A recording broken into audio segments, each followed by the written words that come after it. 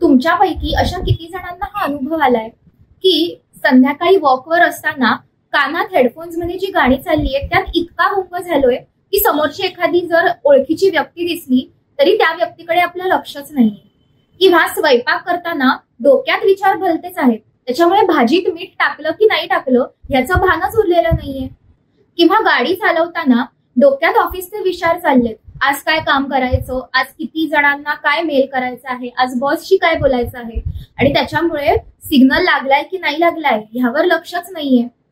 अशी अनेक उदाहरणं देता येतील आणि असे अनेक अनुभव आपल्या सगळ्यांनाच आलेले असतील.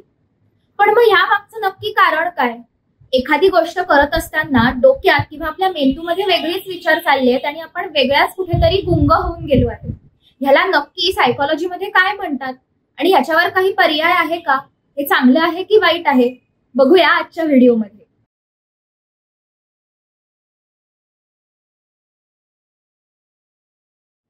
नमस्कार, मी कृतिका दीक्षित. ज्ञानसेवा प्रतिष्ठान हे आपल्या युट्यूब चॅनलवर सुरू झालेली सिरीज फूड फॉर माइंड च्या 4थ्या एपिसोडमध्ये तुमच्या सगळ्यांचं खूप स्वागत करते.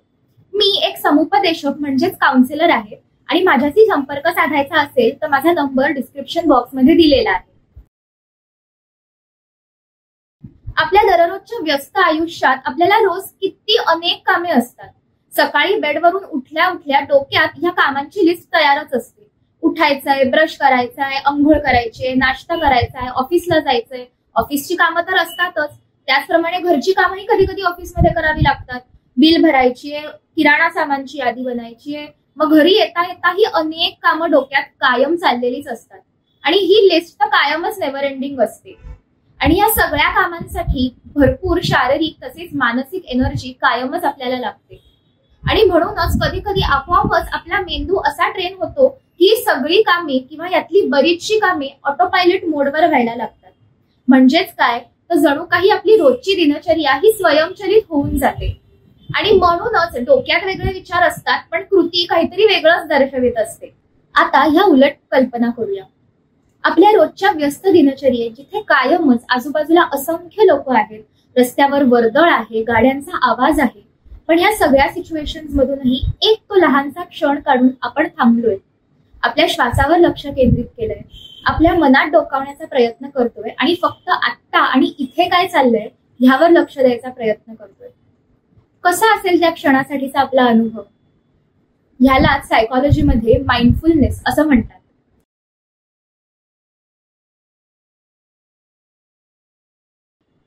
ऑटो पायलट मोड हा जरी कार्यक्षम असला तरी त्याचे तोटेही तितकेच आहेत.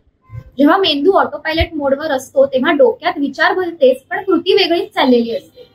मग अशा केलेल्या कृतींमधून आपण खरंच प्रोडक्टिव्हिटीकडे वाटचाल करतोय का ह्याचा विचार आपण सगळ्यांनीच केला पाहिजे.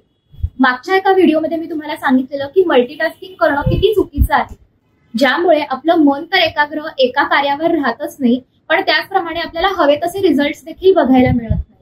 आणि जेव्हा मन एकाग्र नसेल, जेव्हा कॉन्सन्ट्रेशन होत नसेल तेव्हा भीती, भय, चिंता अशा भावना नक्कीच आपल्याला छळू शकतात. आणि म्हणूनच जेव्हा असे विचार, अशा भीतीदायक भावना मनात यायला लागतात तेव्हा एक क्षण थांबणं, डोक्यात नक्की कसला विचार चाललाय ह्यावर लक्ष केंद्रित करणं आणि मन एकाग्र करणं खूप महत्वाचं आणि फायद्याचं ठरतं. आणि त्यासाठीच माइंडफुल होणं खूप महत्वाचं आहे.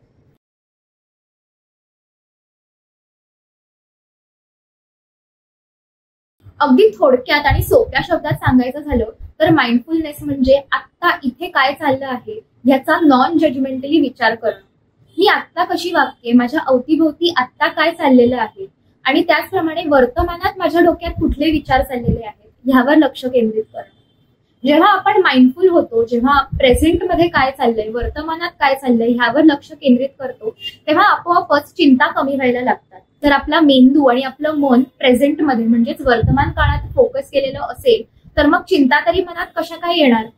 आणि असं झालं की मगच आपण छानपणे आपलं माइंड एकाग्र करू शकतो आणि आत्ता जे काही कार्य करतोय प्रेझेंटमध्ये, वर्तमान काळात जे काही कार्य चाललेलं आहे त्यावर अगदी छानपैकी आपलं लक्ष केंद्रित होऊ शकतं आणि तो टास्क किंवा ते कार्य अगदी सोप्या पद्धतीने पूर्ण देखील होऊ शकतं. आणि त्याचप्रमाणे आपल्याला प्रोडक्टिव्हही वाटायला मदत होऊ शकते. आणि म्हणूनच माइंडफुलनेसचे सायकोलॉजीमध्ये खूप खूप फायदे सांगितलेले आहेत. केवळ फोकसच नाही तर त्याचप्रमाणे आपलं मन शांत होण्यासाठी देखील माइंडफुलनेस खूप महत्वाचा आहे. आपण जेव्हा माइंडफुल असतो, जेव्हा आपण काय करतोय ह्याकडे पूर्ण लक्ष केंद्रित असतं, तेव्हा आपोआपच ते कार्य अगदी एकाग्रतेने आणि मन लावून केलं जातं.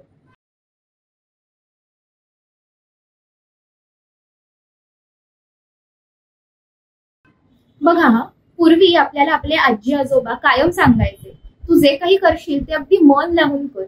पण आता असं होतं की बरेचदा जरा मोबाईल वाजला की लगेच आपलं लक्ष तिकडे जातं.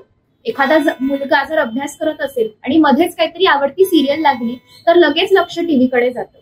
आणि म्हणूनच या टेक्नॉलॉजीमुळे बरेचदा आपण माइंडफुल नक्की आहोत का, किंवा हा माइंडफुलनेस नक्की कमी झालाय का? तर हो, नक्कीच कमी झालाय. कारण बरेचदा स्क्रीन टाइम वाढल्यामुळे आपण जास्तीत जास्त इनअटेंटिव्ह किंवा हायपर ऍक्टिव्ह होण्याकडे वाटचाल करतोय. आपल्याला एका जागी बसायची सवय आपली मोडली गेल्यामुळे नक्की आपण जे करतोय त्यात पूर्ण लक्ष आहे की नाही असा प्रश्न आपल्याला नक्कीच पडायला पाहिजे. खरं तर माइंडफुलनेस ही आपली जीवनशैली कशी होईल याचा प्रयत्न करणं खूप महत्वाचं आहे. जर आपण काही कामं करत असू किंवा अगदी काही कामं करत नसलो तरी आपल्या आजूबाजूची काय परिस्थिती आहे, आजूबाजूला कुठली माणसं आहेत, कसं वातावरण आहे, ह्याकडे लक्ष देणं खूप महत्वाचं आहे.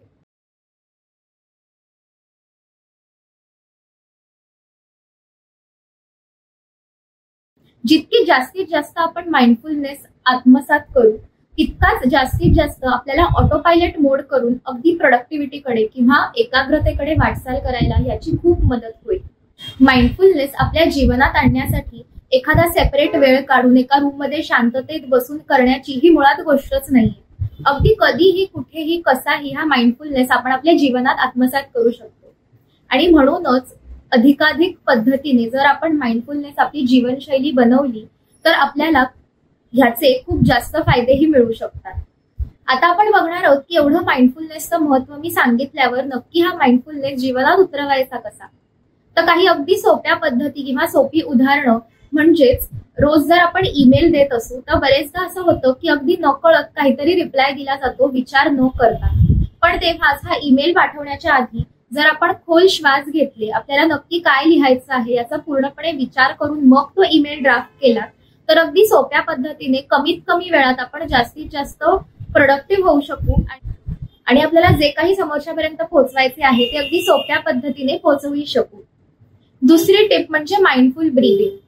रोज अगदी ऑफिसला जात असताना किंवा गाडी चालवत असताना किंवा ऑफिसमध्ये पोहोचल्यावर किंवा घरी सकाळी उठल्यावर कधीही अगदी माइंडफुली खोल श्वास घेणं, श्वासावर पूर्ण लक्ष केंद्रित करणं. किंवा अगदी दुसरं उदाहरण द्यायचं झालं तर जर आपण ऑफिसमध्ये ब्रेक घेत असू, चहा किंवा कॉफी प्यायला जात असू तर तेव्हा चहा किंवा कॉफीचा पहिला सिप घेण्याच्या आधी अगदी 5 श्वास अगदी खोलवर घेणं, त्या कॉफीचा त्या चहाचा सुगंध घेणं, जेणेकरून मनात जे काही कामाबद्दलचे ताण असतील ते दूर व्हायला मदत होते आणि आता ह्या क्षणी काय चाललं आहे ह्यावर लक्ष केंद्रित करायलाही तितकीच मदत होते. दुसरी आणि सगळ्यात महत्वाची टिप म्हणजे माइंडफुल ईटिंग. म्हणजेच काय तर बरेचदा घरात अशी पद्धत असते की जो जेव्हा येईल तेव्हा त्यावेळी जेवून घेणं.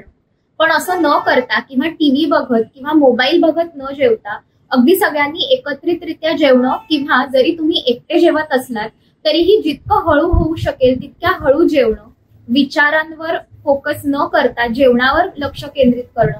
मी काय जेवतेय, मी कसा घास माझ्या पोटात घेतेय, त्या अन्नाची चव काय आहे, या सगळ्या गोष्टींकडे मन अगदी एकाग्र करणं खूप महत्वाचं आहे.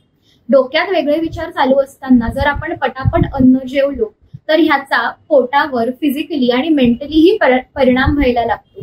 आणि म्हणूनच माइंडफुल ईटिंग हे माइंडफुलनेस मधलं सगळ्यात महत्वाचं यंत्र आहे, ज्यामुळे आपण जे काही अन्न पोटात घेत आहोत ह्याच्यावर लक्ष पूर्णपणे केंद्रित राहतं आणि त्याचप्रमाणे आपण काय खातोय ह्याकडेही आपलं लक्ष राहतं. आणि वेगळ्या पद्धतीने डायटिंग करण्याची गरजही राहत नाही. माइंडफुलनेसची तिसरी टेक्निक म्हणजेच बॉडी स्कॅन. बरेचदा आपण ऑफिसमधून थकून घरी येतो, शरीरासोबत मनही तितकंच थकलेलं असतं. मग अशा वेळी अगदीच ऑफिसमधून आलेले असताना किंवा रात्री झोपायच्या आधी जर 5 ते 7 मिनिटं आपण शांतपणे आपल्या शरीरात काय चाललं आहे, शरीरात कुठल्या अवयवामध्ये काही स्ट्रेस जाणवतोय का, तणाव जाणवतोय का, ह्याकडे लक्ष केंद्रित केले आणि हा तणाव किंवा हा स्ट्रेस रिलॅक्स करण्याचा प्रयत्न केला तर ते खूप उपयोगाचं ठरतं.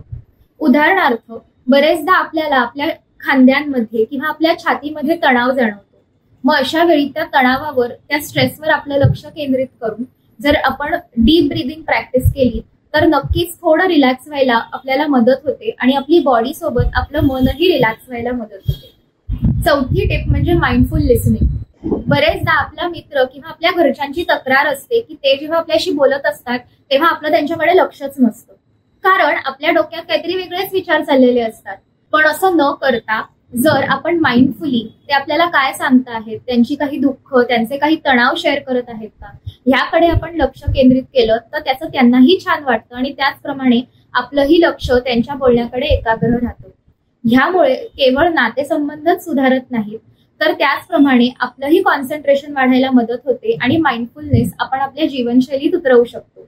माइंडफुलनेस हे खूप पॉवरफुल साधन आहे आपले विचार, भावना आणि आपल्या कृतींवर लक्ष केंद्रित करण्यासाठी, ज्यामुळे केवळ आपली एकाग्रता किंवा कॉन्सन्ट्रेशनच वाढत नाही, आपले विचार आणि आपलं मन शांत करायलाही त्याचा खूप फायदा होऊ शकतो.